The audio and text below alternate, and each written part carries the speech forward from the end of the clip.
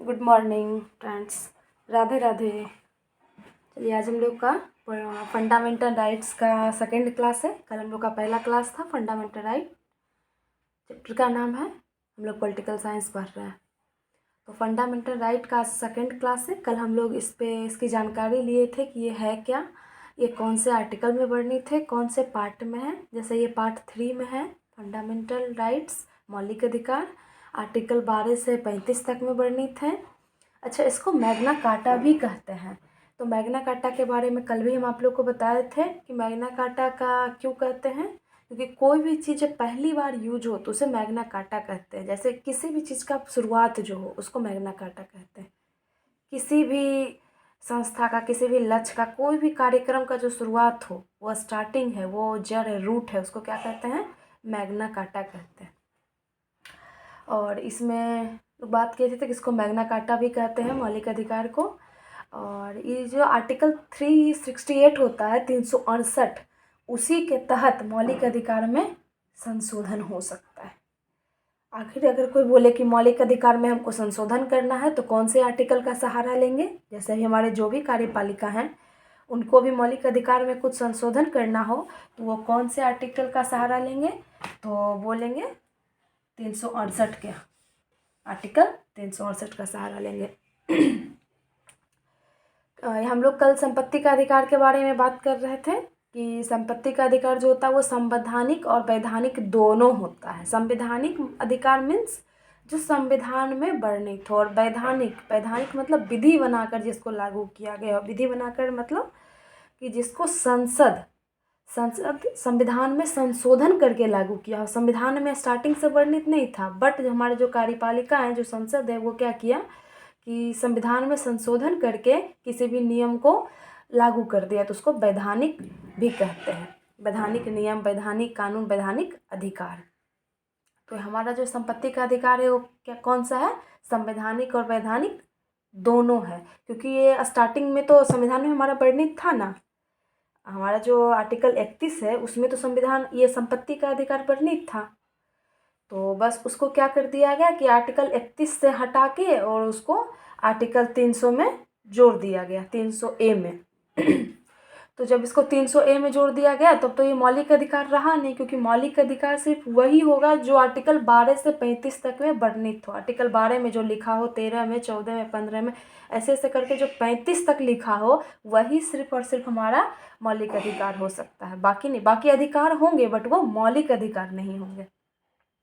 तो इस संपत्ति को अधिकार को मौलिक अधिकार से हटा के संवैधानिक अधिकार और वैधानिक अधिकार बना दिया गया। संवैधानिक तो ये स्टार्टिंग से था, मौलिक से हटा के इसको वैधानिक अधिकार बना दिया गया।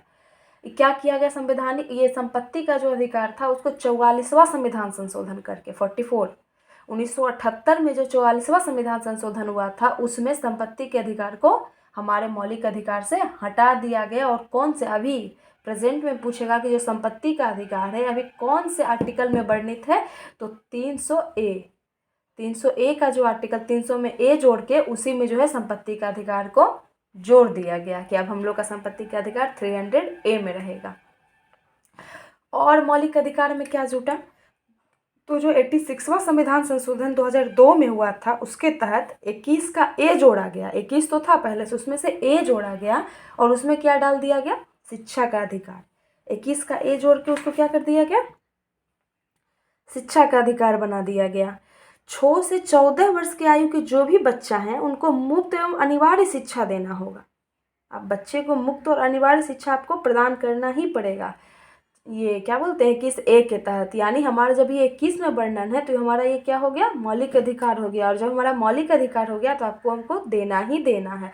बशर्ते शिक्षा में तो बहुत सारा आ गया, जैसे अभी हम भी पढ़ाई कर रहे हैं, आप भी पढ़ाई कर रहे हैं, तो क्या वो भी इसी के तहत हम लोग को फ्री मिलेगा, अनिवार्य मिलेगा, मुफ्त मिलेगा? नहीं, इसका क्राइटेरिया फिक्स कर दिया गया कि जो 6 से 14 वर्ष तक के केवल बच्चा है उनको सिर्फ और सिर्फ फ्री मिलेगा, बाकी को नहीं। बाकी फिर राज्य के नीति निर्देशक तत्व में आते हैं, वो जो हम लोग का 10वां मौलिक कर्तव्य जोड़ा गया है। एक राज्य के नीति निर्देशक तत्व में भी वर्णित है कि भाई बच्चों को, ये राज्य का कर्तव्य है कि बच्चों को शिक्षा मिलनी चाहिए। और दूसरा जो है वो मौलिक कर्तव्य का जो 10वां जोड़ा गया है मौलिक कर्तव्य, उसमें 11वां जोड़ा गया, उसमें क्या बताया गया है कि ये पेरेंट्स का, मतलब जो भी उस बच्चा का देख रेख कर रहे हैं, माता पिता हो, गार्जियन हो, जो भी हो, पेरेंट्स, उनका अधिकार बनता है कि वो बच्चों को पढ़ाएं, प्राथमिक शिक्षा उपलब्ध कराएं। तो वो तो अलग मैटर हो गया। अभी हम लोग सिर्फ और सिर्फ मौलिक अधिकार पे बात करते हैं। तो 21 के ए में यही जोड़ा गया। तो अभी इस टॉपिक में से इसका बताने का मतलब सिर्फ यही है कि मौलिक अधिकार में और ऊपर से क्या क्या जोड़ा गया और क्या क्या हटाया गया। तो हटाया क्या गया, संपत्ति का अधिकार हटा दिया गया 31 में और 300 ए में जोड़ दिया गया। और ये जो 46वां संविधान संशोधन करके 21 के ए में शिक्षा का अधिकार जोड़ दिया गया।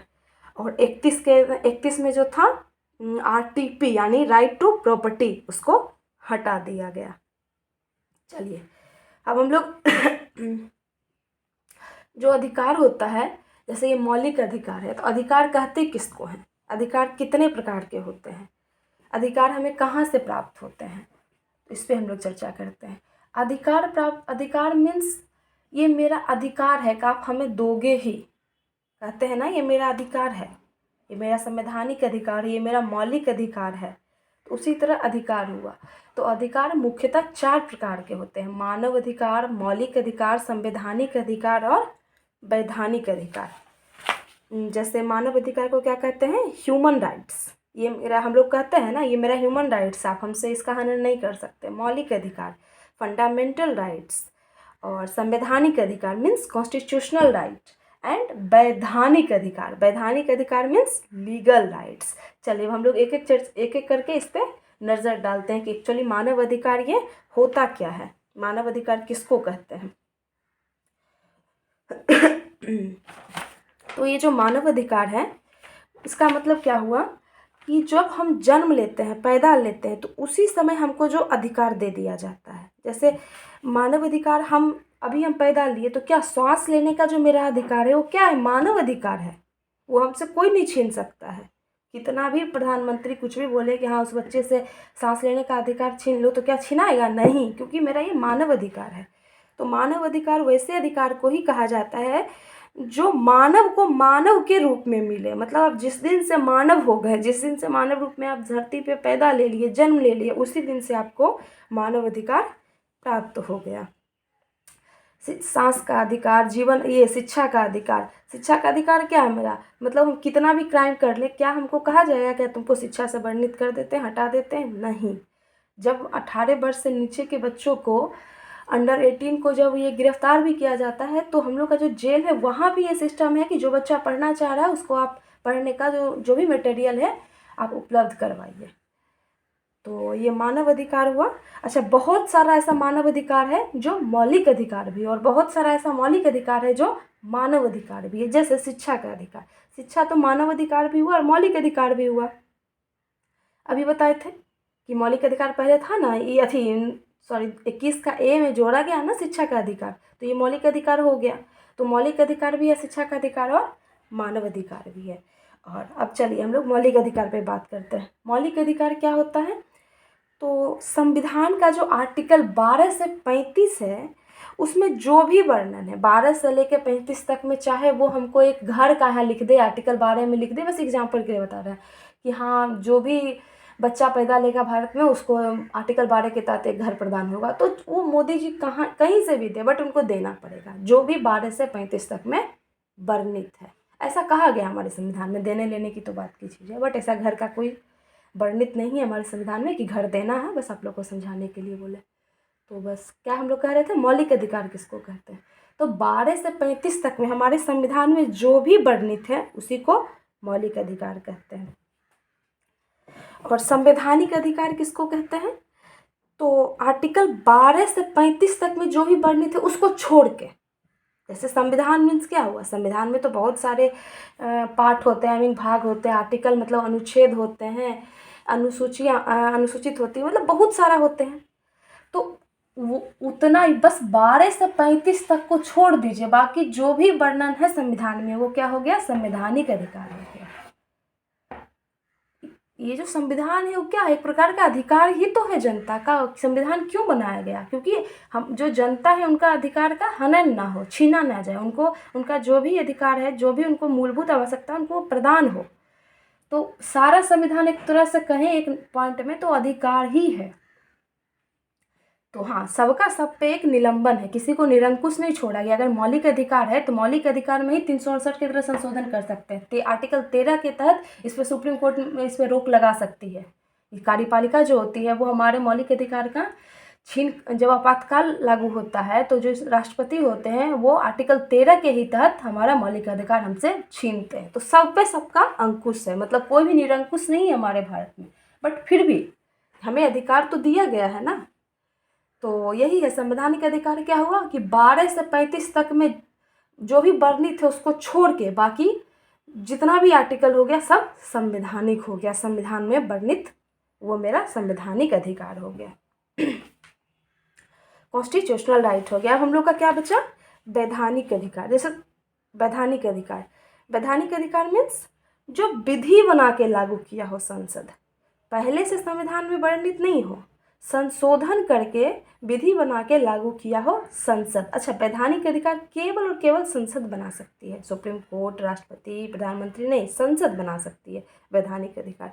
वैधानिक अधिकार कौन कौन होता है? उपभोक्ता का अधिकार, कंज्यूमर राइट्स, मातृत्व का अधिकार, मैटरनिटी राइट्स। जैसे मातृत्व का अधिकार क्या है कि जब ये जो औरत होती है, वोमेन, वो प्रेग्नेंट होती हैं तो उनको मैटरनिटी लीव मिलता है, वो उनका क्या है? मैटरनिटी राइट्स है। ये मेरा राइट है कि जब हम गर्भवती हैं तो आप हमें इसका जो भी फ़ायदा है वो आप हमें प्रदान करें। तो मैटरनिटी लीव जो हो गया वो क्या हो गया? वैधानिक अधिकार ही है। सूचना का अधिकार क्या है? वैधानिक अधिकार है। Right to information act, information का जो है वो कब आया था? 2005 में आया था कि सूचना का अधिकार हर एक नागरिक को मिलना चाहिए। वो सूचना का अधिकार किसमें वर्णित है? वो वैधानिक अधिकार ही है। और संवैधानिक तो आप लोग को समझ में आ ही गया होगा कि जो कानून नियम संविधान में वर्णित हो, और वैधानिक जो कानून नियम संसद बनाए संशोधन करके, उसको वैधानिक और संवैधानिक कहते हैं। तो चारों में अंतर समझ में आ गया होगा कि किसको क्या कहते हैं। तो संपत्ति का अधिकार जो है वो मानव और मौलिक दोनों अधिकार है। और हम लोग इस पे फंडामेंटल राइट का जो भी था, मतलब अदर वर्ड में जो भी इसको समझ सकते थे किसी भी तरह, हम लोग 2 दिन में चर्चा कर ली। और कल से हम लोग क्या स्टार्ट करेंगे? तो आर्टिकल 14 से स्टार्ट करेंगे, क्योंकि 12 आप लोग को हम बता चुके हैं कि राज्य का परिभाषा है, कि राज्य का परिभाषा में कौन कौन आते हैं, कौन कौन नहीं। तो ये है बस। और 13 क्या है कि आपातकाल के समय निर्बंधन जो हमारे मौलिक अधिकार पे लगाया जाता है वो आर्टिकल 13 के ही तहत लगाया जाता है। यानी ये दोनों जो है बस नाम का मौलिक अधिकार है, ये है नहीं। हमारा मौलिक अधिकार जो है वो एक्चुअली कहाँ से स्टार्ट होता है? आर्टिकल 14 से स्टार्ट होता है। तो हम लोग कल से स्टार्ट करते हैं। तो आज के लिए इतना ही। थैंक यू, धन्यवाद।